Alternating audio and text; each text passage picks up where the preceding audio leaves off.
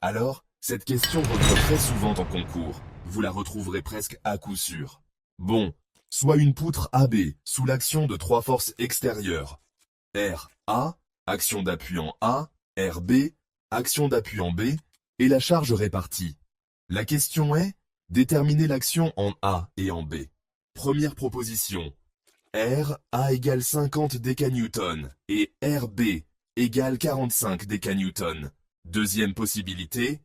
R, A égale 45 décanewtons et RB égale 50 décanewtons. Troisième choix. R, A égale RB. D'après vous, lequel des trois est le meilleur choix?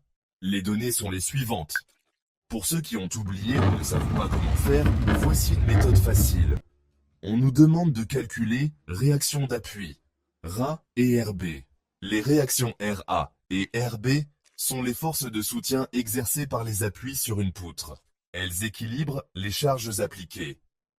RA est la réaction à l'appui A. RB est la réaction à l'appui B. On applique les équations d'équilibre, la somme des forces verticales, donc somme phi égale 0, et la somme des moments, donc somme m, égale 0. En utilisant les équations d'équilibre, nous avons la somme des forces verticales est égale à 0, donc phi égale 0. Cela donne R à moins FQ plus RB égale 0. Attention au sens. Dans ce cas, tout ce qui va vers le haut sera pris avec un signe négatif. Nous avons donc dit R à moins FQ plus RB égale 0, ce qui nous amène à R à plus RB égale FQ. Maintenant, on va calculer la force FQ.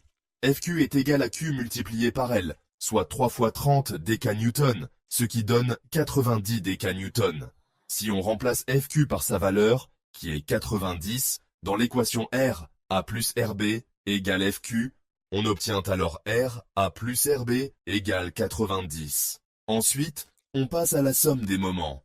On l'égalise à 0 pour appliquer le principe d'équilibre. Donc, la somme des moments est égale à 0. La somme des moments par rapport à A est donc égale à 0, ce qui donne FQ multiplié par D moins RB multiplié par L égale 0. Petit rappel, le moment d'une force par rapport à un point se calcule en multipliant la force par la distance perpendiculaire entre le point et la direction de la force. Donc, A est égal à F multiplié par D, où F est la valeur de la force, et D est la distance perpendiculaire entre la ligne d'action de la force et le point A. Alors, parlons un peu du sens de rotation. Un moment peut être positif, ce qui correspond à un sens horaire ou anti-horaire, tout dépend de la convention qu'on adopte, hein? Et, à l'inverse, un moment négatif indique simplement le sens opposé. Maintenant, voyons comment calculer les moments par rapport à A. On a la somme des moments par rapport à A qui doit être égale à 0. Donc, somme des M par rapport à A égale 0 implique que FQ multiplié par D moins RB multiplié par L égale 0. Ce qui nous donne 1,5 FQ moins 3 RB égale 0.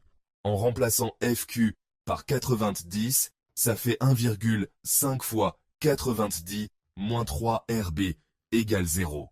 Ce qui veut dire que RB est égal à moins 135 divisé par moins 3, donc 45 décanewtons. Donc Ra plus RB égale 90 décanewtons, ce qui fait Ra égale RB égale 45 décanewtons, voilà. Donc, il faut cocher la troisième réponse. Test de compréhension, question issue de la vidéo. Comment calcule-t-on le moment d'une force par rapport à un point? Choisissez la bonne réponse. A. En multipliant la force par la distance entre l'origine et le point d'application. B. En multipliant la force par la distance perpendiculaire entre le point et la direction de la force. C. En divisant la force par la distance perpendiculaire. D. En additionnant la force et la distance.